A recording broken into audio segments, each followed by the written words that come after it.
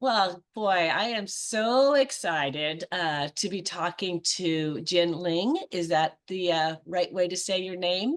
Yeah, Jing Lian. Beautiful.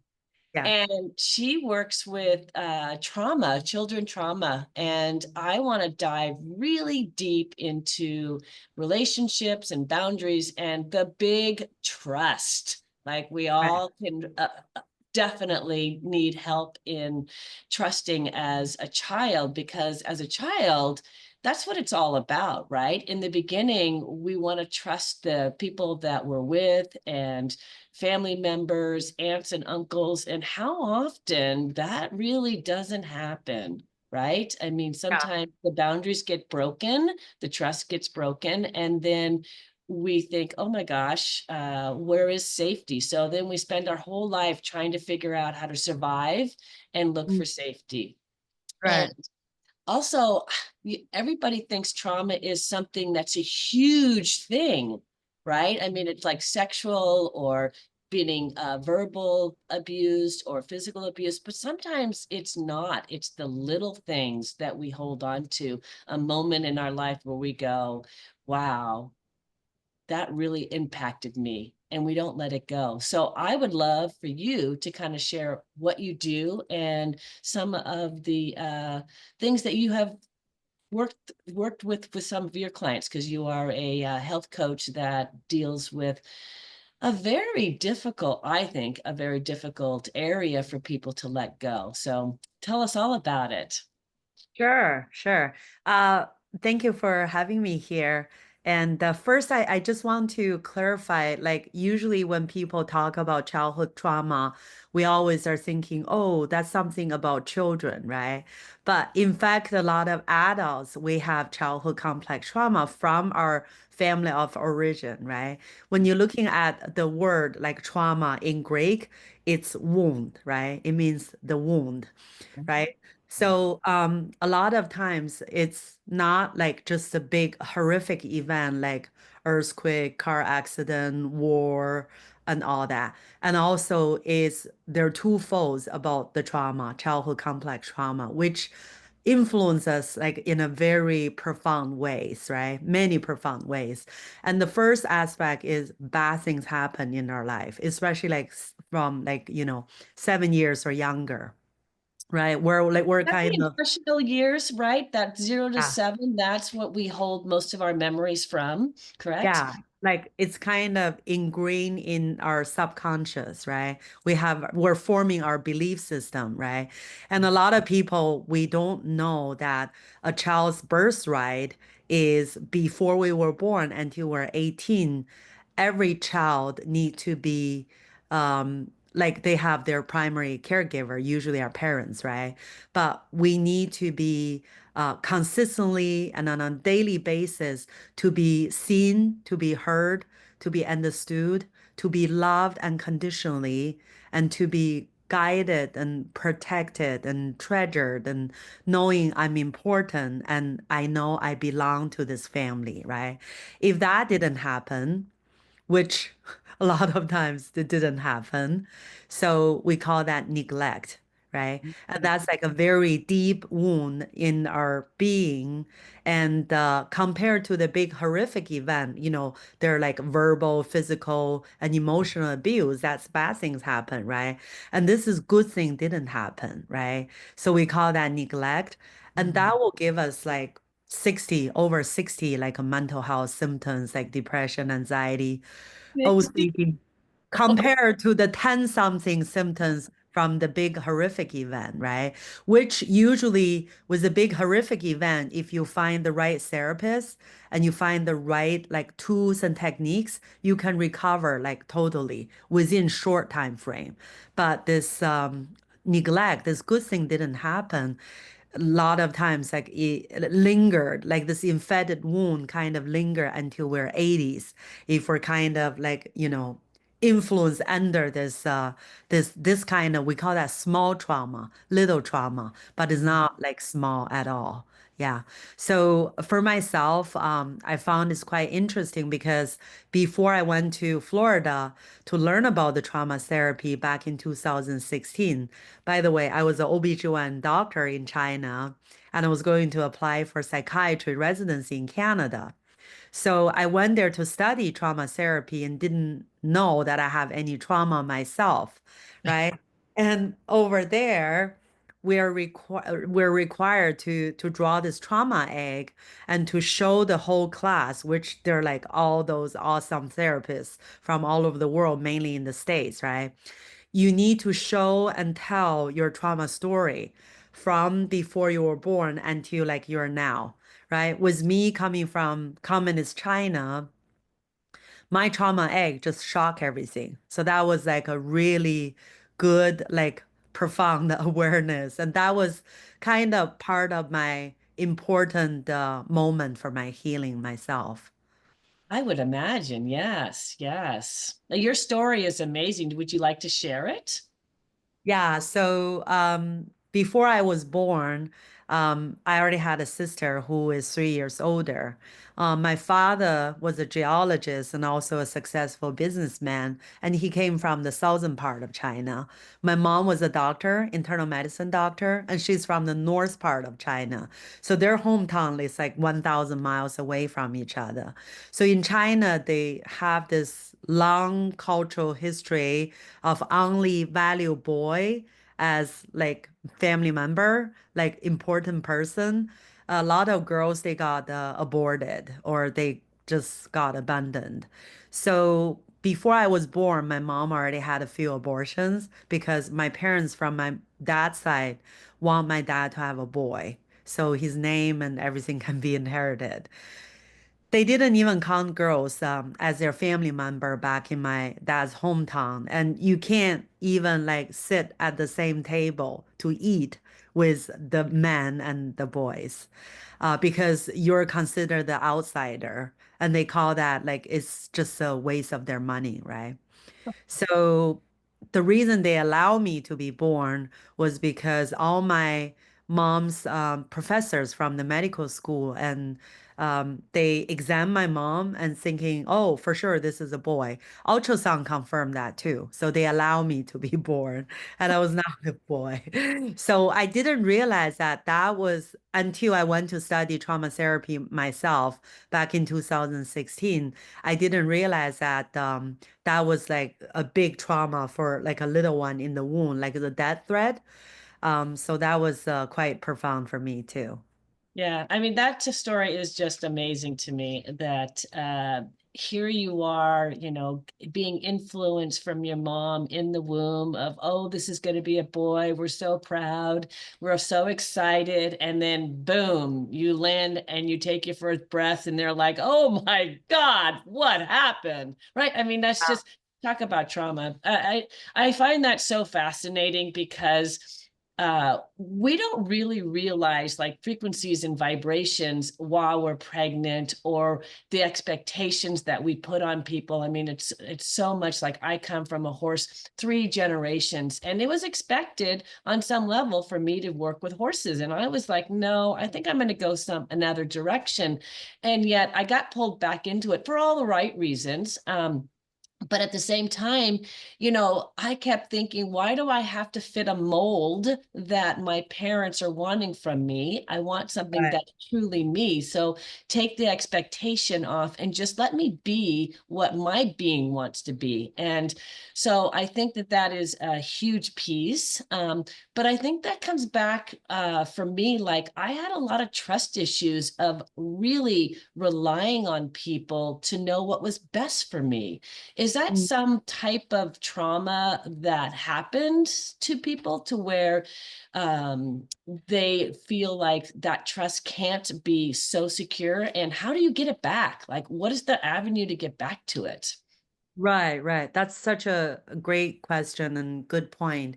So, in life, our life goal and also the goal for healing for me, I think, and for everyone, I think is to live out their true self and also have meaningful connection, right? So with childhood complex trauma, as you said, a lot of times, like we didn't know what is our true self. Not mention, we didn't even know who I am. Like I'm just speaking for myself, right? Like I just kind of try to perform so I can kind of please my parents and showing that I have value. So I became like a little worker, right? Like, oh, I'm like just like, good with study, like to work and all that, right? But like as you said, because like our primary caregiver, our parents, they're supposed to kind of, like we said, like fulfill this child's birthright, right? But if that love and trust and all that safety didn't happen, right? Like our parents supposed to love us, but we got neglect instead, right? So our primary caregiver, they didn't love us as they were supposed to, and we're kind of questioning and didn't feel safe, like how I'm going to trust people because I didn't feel safe, right? So we got those stress response like from complex trauma. Usually with adult, we have the first two. There are four responses, right? So we got fight, flight, freeze, or fawn, right? So for little children, usually we just didn't know what to do with all those trauma, right? The hurtful event and the neglect. So we kind of like a little bird in front of like an eagle, right? We kind of freeze and pretend like we're dead and didn't know what to do, right? Or we try to fawn, right? Like we try to please the abuser and kind of hoping, oh, have mercy on me and, try not abuse me too much, right? So that's the reason a lot of symptoms that people had complex trauma didn't go through the healing is a trust issue, right? We don't feel safe. We're kind of hyper vigilant. We feel like nobody can I can trust, right? Like environment. So we got like kind of isolate ourselves to ourselves and thinking, I want to protect myself and that way other people won't hurt me. Or, other places I don't want to go. I just try to stay in my apartment and hoping like I won't get hurt. But that's kind of a lie, right? Like keep us stay in this trauma, right? Because with a meaningful connection, we need to have meaningful connection, like with Christian belief is God first and then ourself. We need to have a healthy relationship with myself and also with safe people who are healthy, supportive, and they're safe to us, right? But with childhood complex trauma, hurt people. A lot of times we became this unsafe people, right? So we started to only connect with unsafe people because we didn't know what is safe and also because that's familiar to us, right? So I would say like all this started with awareness, like, okay, there is solution, there is hope, and I need to get the help and I need to start the healing. Yes, yes. It's interesting. I think that I have this beautiful quote. I don't know who did it, but trust is fragile yet essential.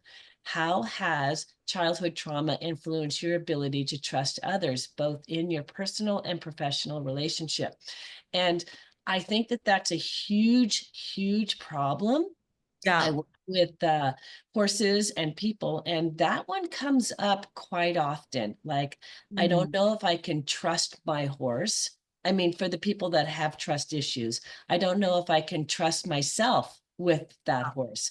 And then the emotions that show up, anger or non-leadership, or the ability to fawn out, like you said, or try to people please too much. Yeah. Um, and it's interesting walking through some of those steps. So what would be the first thing people could do to start building on how to find themselves, to trust themselves in their decision making? Because really it comes down to, when we make a decision, do we feel good about it? Can we trust the decision we're making, or do we question it to the point of no return?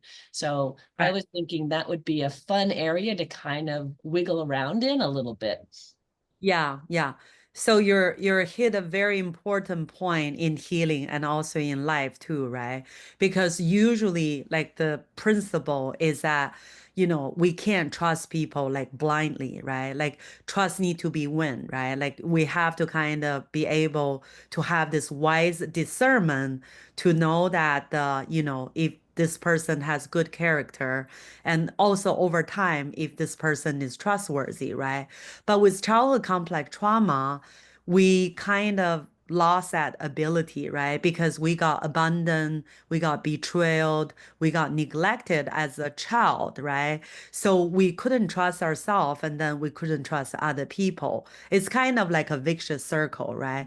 And the funny part is that with the complex trauma and people pleasing, we trust people unconditionally. Right? If we didn't heal from the complex trauma.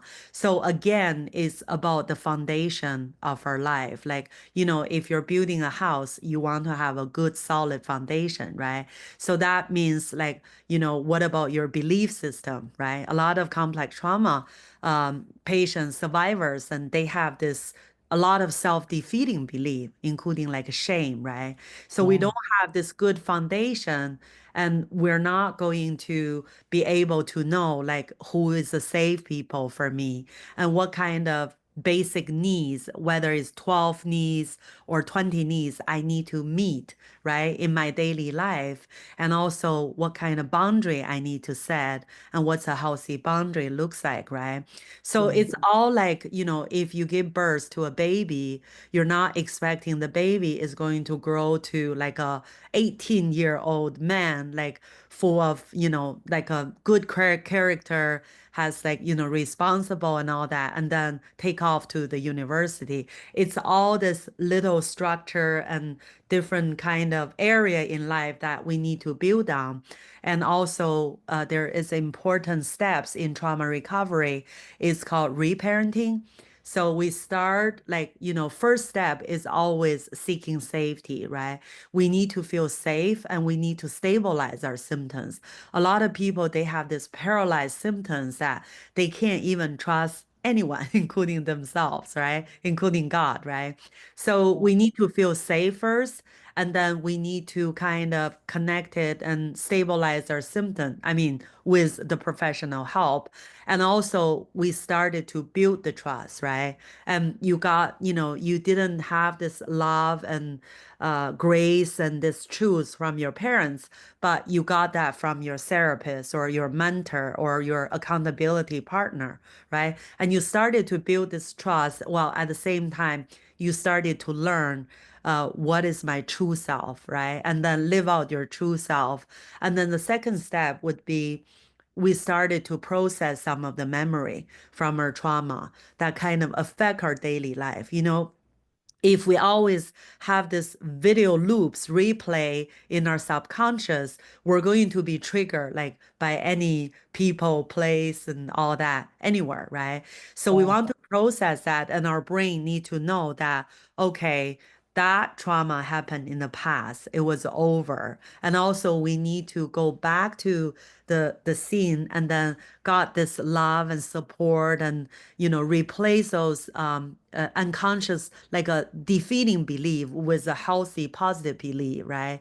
And then that way we can go ahead and start it to build our new life with our safe people. So we call that reparenting ourselves.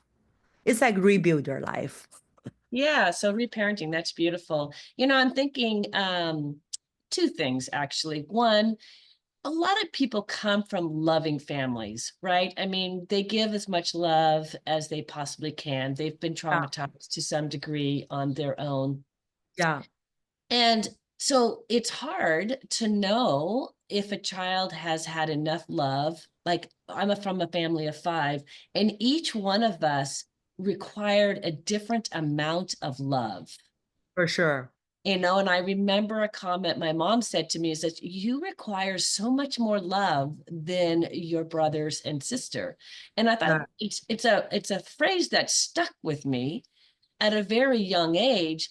But so for me, because of that, I think I was always seeking for more love.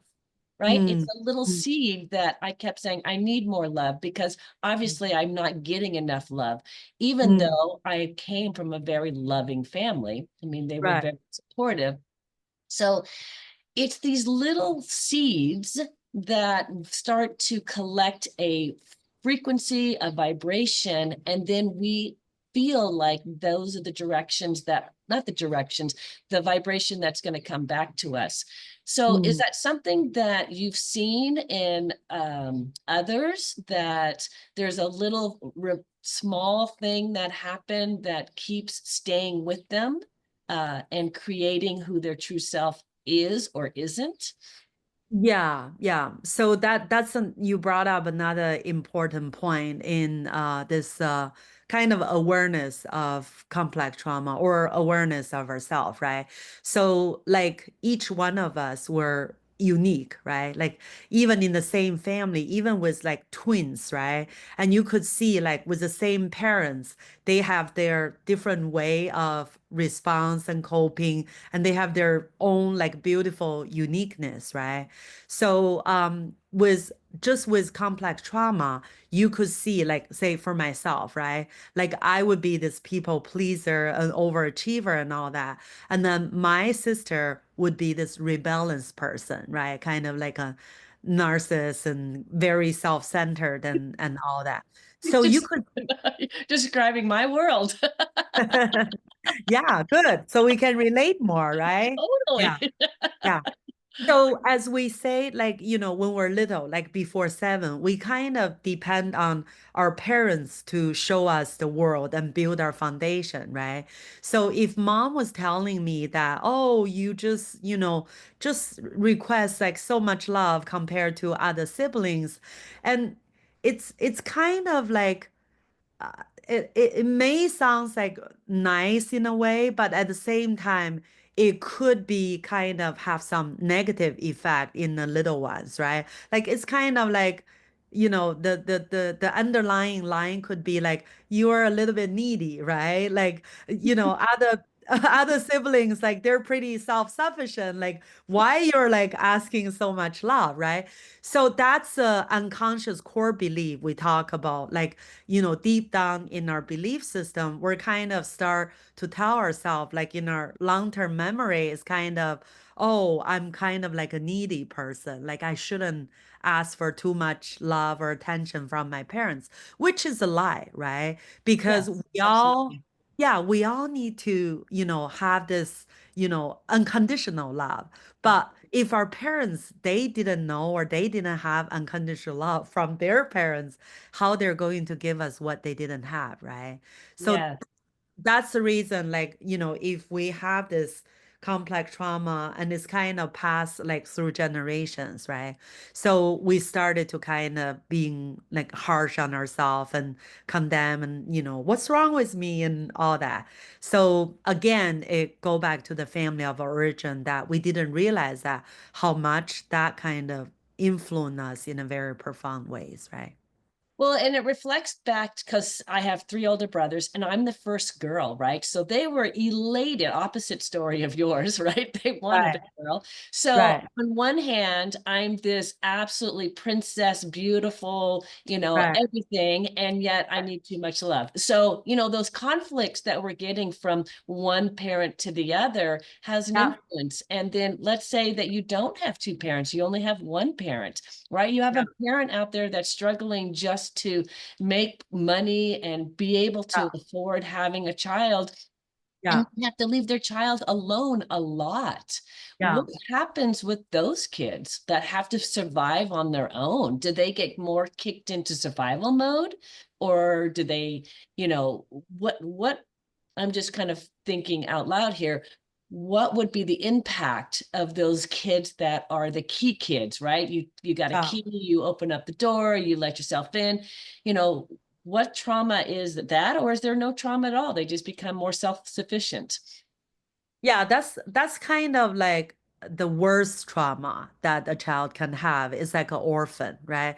That's what we were just talking about, the neglect and abandon and kind of betrayal, right? Like because I'll give you an example. Like one of my client, like he's like so proud of himself. Like he didn't realize that like he had complex trauma. And the couple, they had company and successful and business and all that, but they had issue with their only child, who is a son and 20 something, and depression, anxiety, and didn't go to school, didn't work, didn't talk with the parents for like over half a year, right?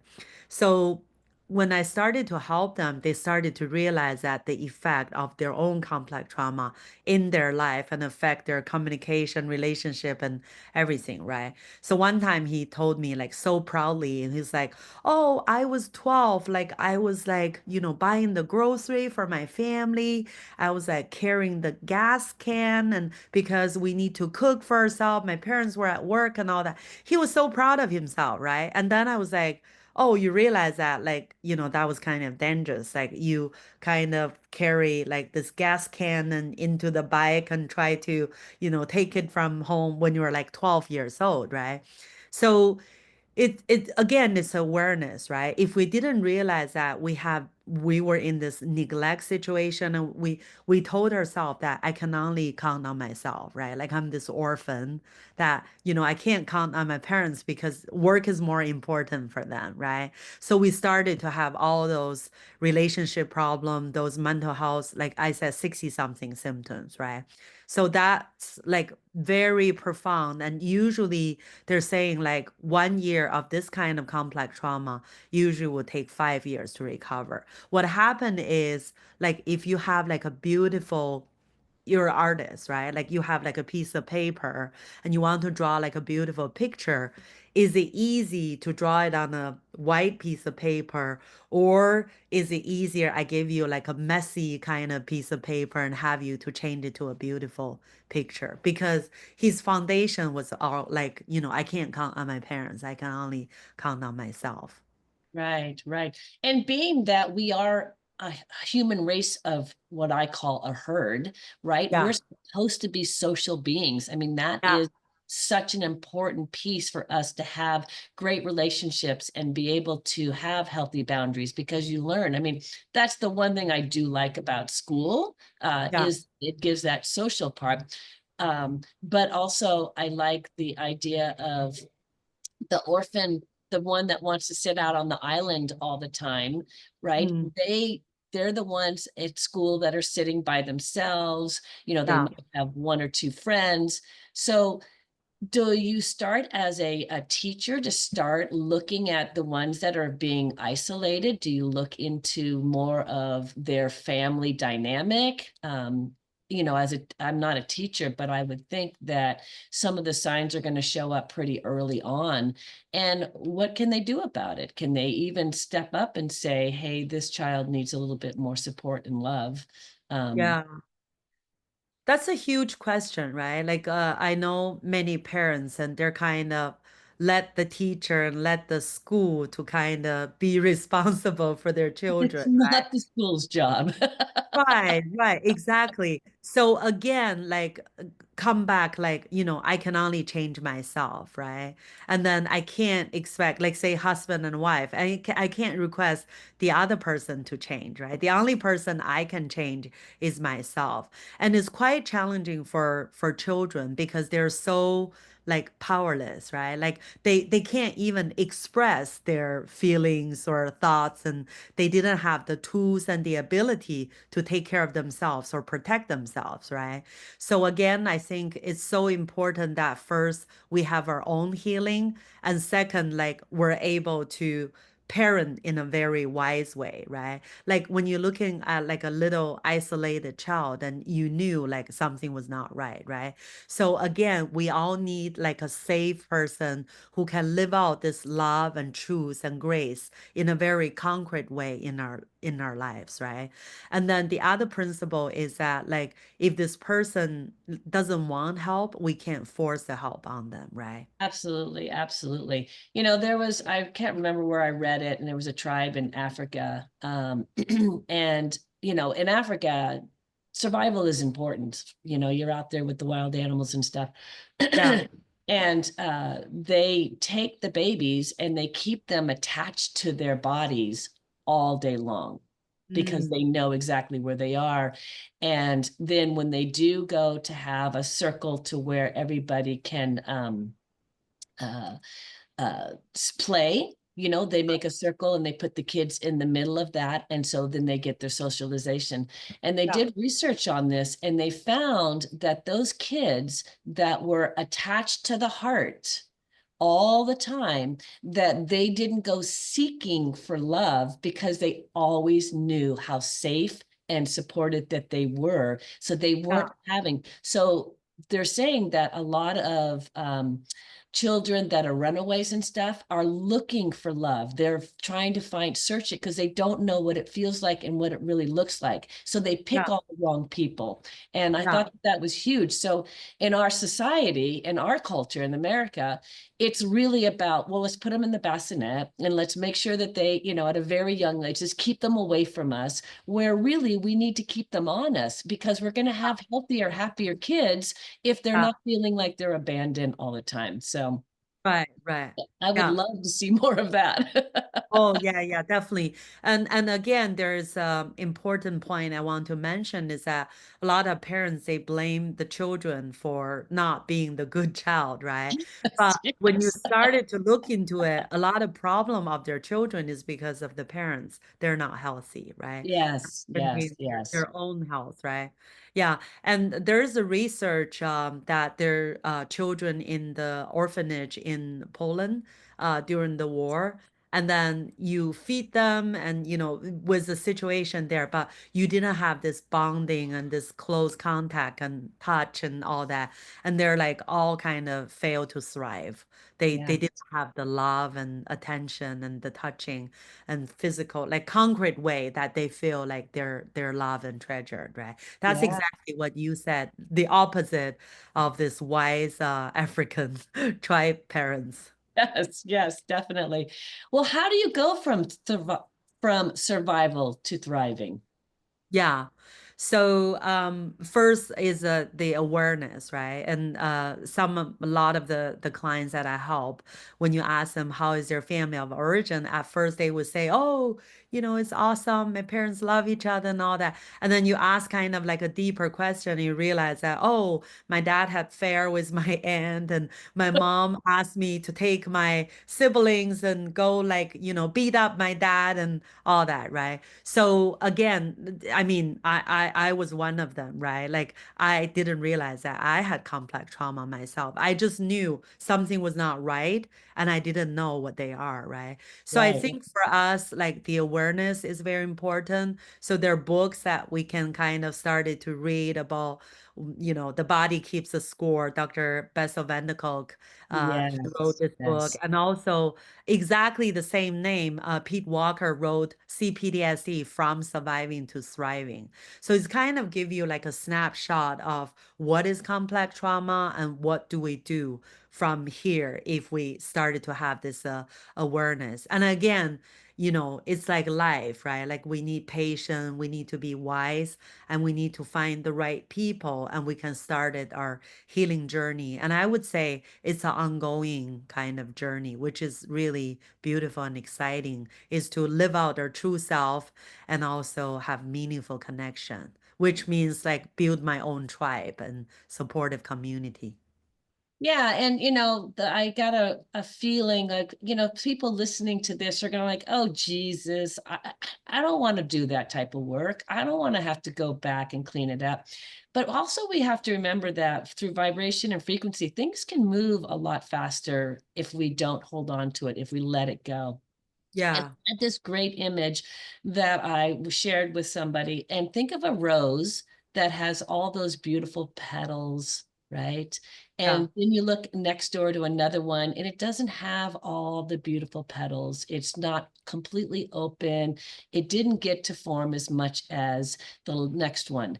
But the mm, beauty that we see in it is still yeah, there. It's as imperfect as it is, it's still beautiful. And we have to remember that about ourselves. We're yeah, not going to be perfect. We're not going to, we're all having some little trauma. It's a collaboration of who we are.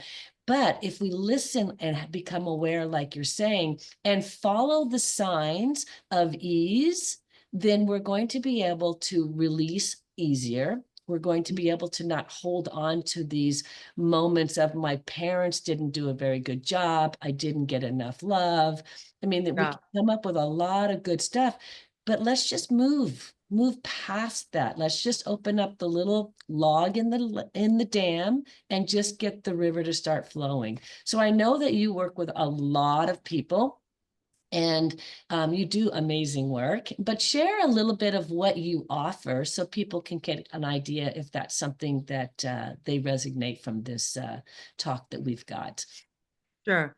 And just before I share what I do, I just want to mention something I think is quite important for us to have this awareness is that first, like we are responsible for our own healing and personal growth, right? A Yeah, lot of people like they just stay in this sickness and with the wounded complex trauma until they're 80 something. And recently there is a famous Chinese author who was 86 years old and she committed suicide and she had like you know billions of dollars and mansions and she was like wrote all those romantic novels and all that but because of her own complex trauma which was like an infested wound, right, and it got toxic and then she was so painful that she took her own life, right? So I know there are many people they stay like in this sickness and complex trauma because they're like second gain, right? Like they didn't need to go to work or they got the attention, all that. So being an adult, it's our own responsibility. I have to decide for myself if I want the healing or I stay in the sickness mode, right? And yeah, second, I want to say is there's always hope, there's solution. There's no quick fix, but there are like quick like a processing trauma technique that can help you have significant improvement, say within like 3 sessions, right? So there are different technique, but again, rebuild our life is not something like we can just take a magic pill that everything will be rosy. But I really like your point is that we're imperfect, right? Life is not easy, but as long as we do our part and then we can live out our true self and have this meaningful connection, I think everyone deserve to live out this victorious, like abundant life that, we kind of created to have in this on this earth, right? Uh, yes, yes. yeah, yeah. So for me, I help female Chinese entrepreneurs to overcome depression, anxiety, and stress from their childhood complex trauma so they can thrive personally and professionally. So I really, really, I'm grateful that I had the opportunity to kind of help people to be able to live out their true self and have meaningful connection. I think everyone, if we're willing and we can live out the true self and have meaningful connection. Yeah. Yes, and your work, like I said, is just amazing. And I love the books that you recommended. Can you repeat those again? So if our listeners want to grab that, that'd be great. Yeah, so two of the trauma kind of introduction book. One is called The Body Keeps a Score. Is written by one of the trauma guru. He's a psychiatrist in the States, and his name is Dr. Bessel van der Kolk. It's at Amazon too. The other one is called CPTSD From Surviving to Thriving. Is written by Pete Walker, who is also a trauma therapist. He himself, he had complex trauma and he recovered from that, became a therapist, and then he started to help patient and family and many therapists. So that was a really practical book to help you to understand and help yourself with trauma. Beautiful, beautiful. And so I would love to chat about horses for a moment because their absolute sensitivity to vibration and frequencies is their survival. And Yeah, being able to get them to accept our world and to be able to be show horses or just companions yeah, takes a lot of trust, a lot yeah, of boundaries, a lot of compassion relationship, two-way Yeah. conversation. And Yeah. all of these skills are something that actually we need in our everyday life. And they're the best teachers that I have found to help Right. people get through some of, and I wouldn't call, I mean, I don't see people that are over traumatized, so I think, but when I'm with a horse and I see them having blocks or things that aren't working out, I know that they need to do their work and Mm. be able to find again, moving that log and getting the flow to come back in.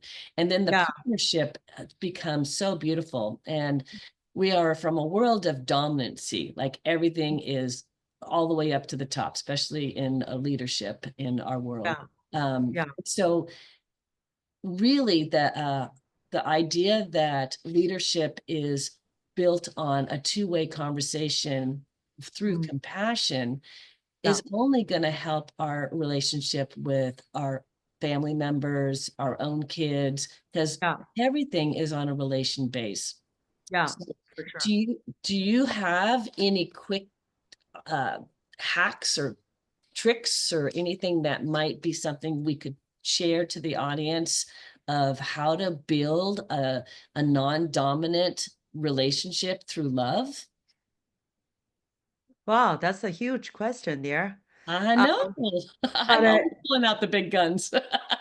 No, I love it. Yeah. So I really love what you share about your expertise in horse training, right? For horse lovers.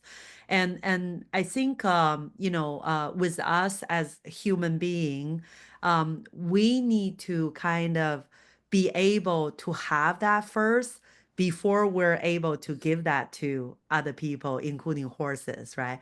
Which means we can't give people what we don't have, right? Exactly.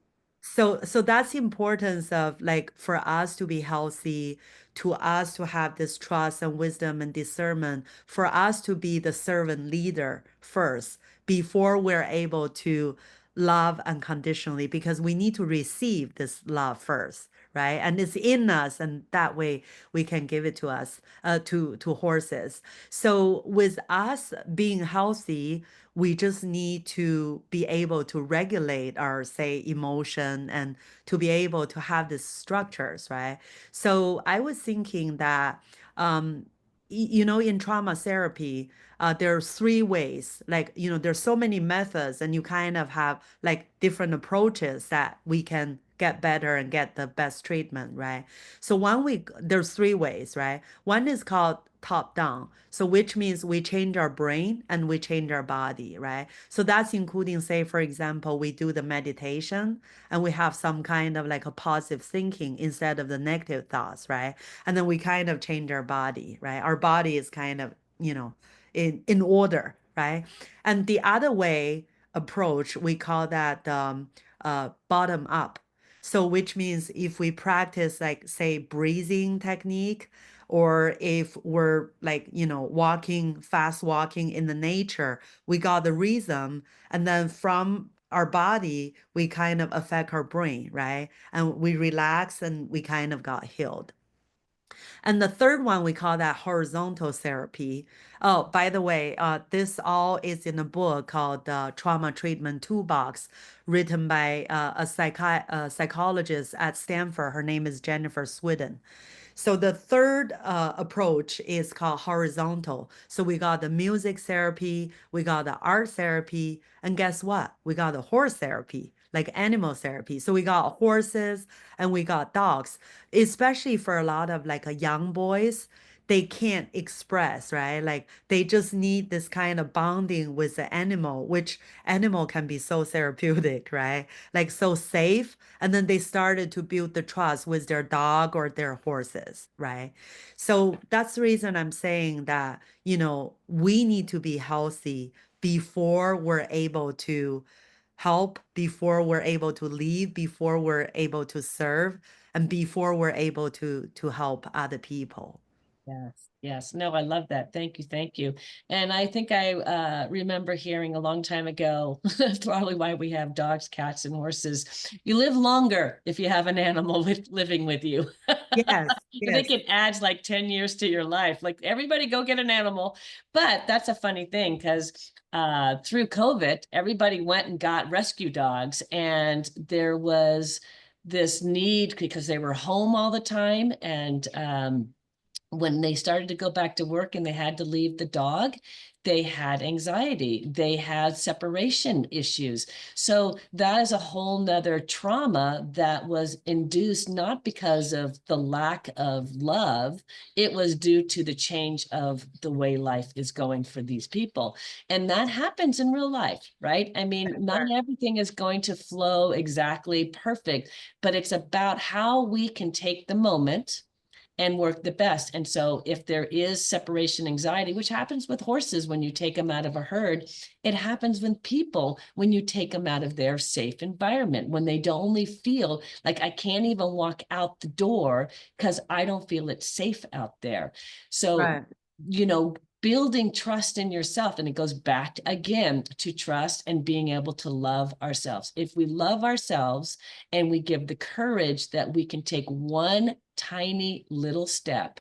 So Mm, maybe if we're afraid to go outside, you put your foot out the door, you mm, put your foot back in, and you jump up and down and say, hooray, I took the courage to actually do something I was really afraid to do. And you mm. start to build that trust. You start to understand that the little steps actually take you there. So I think trust is, right there next to relationship. You can't have a good relationship if you don't trust. So Right, with right. any Yeah. partner, that is. Right. Even with anxiety, you just mentioned, because I also train with Dr. David Burns from Stanford. Mm. His mentor was Dr. Aaron Beck, who was the founder of the cognitive behavior therapy. So there's a lot of techniques can help people self-help and also get the professional help with depression, anxiety. And one of the great book for the anxiety written by Dr. David Burns is called When Panic Attack. So a lot of people they can do this on their own to help themselves, which I think is great way to kind of being responsible for my own healing, right? Oh, yes, yes, yes, yes. I totally agree. But I also think that it's highly important. So the other thing is, I have found like you can give people all the information. Yeah, They need to become accountable. They need to yeah, want it. They need to have the desire. And that's what I feel you and I are really great resources for people yeah, to say, I know how to do it, but I need someone to help me to just make sure that I'm following through my commitment and my dedication to helping myself. So, yeah, for sure. Totally agree. yeah, yeah. Because I know for me, I'm a self-developed person. I mean, I feel like I'm a researcher. I like to go out. I like to find the puzzle and fix it and then go find some more. So I'm always on the discovery, but that's who I am. And that's the personality that I have. Not Yeah, all personalities are that way. Some of them are like very happy that someone leads them to the water or to the yeah, food, right? So true. we have to Yeah, know who we are in yeah, order to know how to help ourselves. So I yeah, think for people that are struggling out there with anxiety or child trauma at an adult age, yeah, sometimes you're going to need help. You're going to need yeah, someone to give you the accountability for a year, maybe 2 years. yeah, But get on the page of, yes, I need help. Get on the yeah. page that I want help, and then Yeah. commit to finding someone that works best for you. Because That's really, you have to have a relationship that you trust that can help you walk through the stages that you're trying to get to. So, yeah, yeah, totally agree. That's so yeah. true. Yeah, yeah. Well, my goal, my mission is to help horses and humans thrive and shine together. So, I love diving into the complex world of how our emotions and how our feelings and how can we let go better? Absolutely let go better, because Yeah. the more we hold on, the more we collect the things we don't want. So, and Yeah. that's negativity. And I don't like negativity. Yeah, no, you're such a positive person. So, wow, thank you. Do you want to share your website or how they can get a hold of you? So if they feel like they want to chat with you, they can, or I can put it in the, this is actually going to go on YouTube, Yeah. and Horse Lover Health Coach, and I think you'll share it on yours as well. What is the name of your YouTube channel? It's just my name. I have a Chinese one and an English one. But my website is jingliantraumarecovery.ca because I'm in Canada. Yeah. Okay, okay, perfect. And we'll put all that information on the actual uh, uh, description of this YouTube. But I really, really, really appreciate all of the help and the love that you're spreading out there and helping Same here. people start to realize that they can move past this stuff. It's not a forever, right? Yeah, yeah. So I really appreciate you and your great work, Vicky. You're thank so you. precious. Thank you. Well, I feel like the people that we surround ourselves with is how we raise our vibration and move Right. forward. And you have definitely raised mine. Same here. Appreciate you, Vicky. Beautiful. Okay, thank you. Now, let's see, how do I push stop for record? Where is it? Oh, there it is. You're so awesome.